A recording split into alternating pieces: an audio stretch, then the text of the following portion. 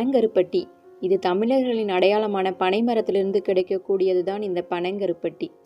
இதை பனைவெல்லம்னு சொல்லுவாங்க. இந்த பனங்கருப்பட்டியில் ஏராளமான மருத்துவ குணங்கள் இருக்குது.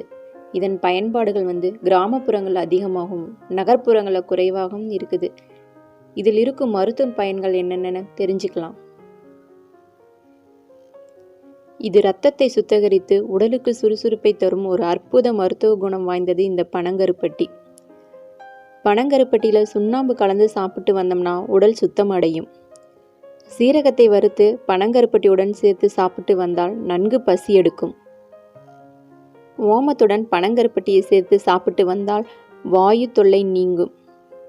கரும்பு சர்க்கரைக்கு பதிலாக பனங்கருப்பட்டியை பயன்படுத்தினால் பற்களும் எலும்புகளும் வலுப்பெறும்.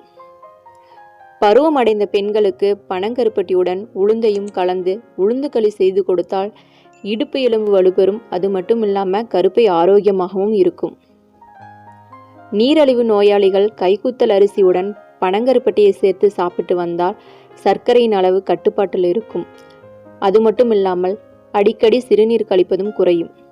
சிறியவர்கள் முதல் பெரியவர்கள் வரை பனங்கருப்பட்டியை சாப்பிட்டு வந்தால் உடலில் கால்சியம் சத்து அதிகரிக்கும்.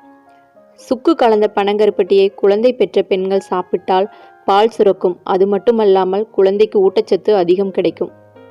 டீ காஃபியில் சர்க்கரைக்கு பதில் பனங்கருப்பட்டியை சேர்த்து சாப்பிட்டால் நம் உடலுக்கு சுண்ணாம்பு சத்தும் நோய் எதிர்ப்பு சக்தியும் அதிகரிக்கும்.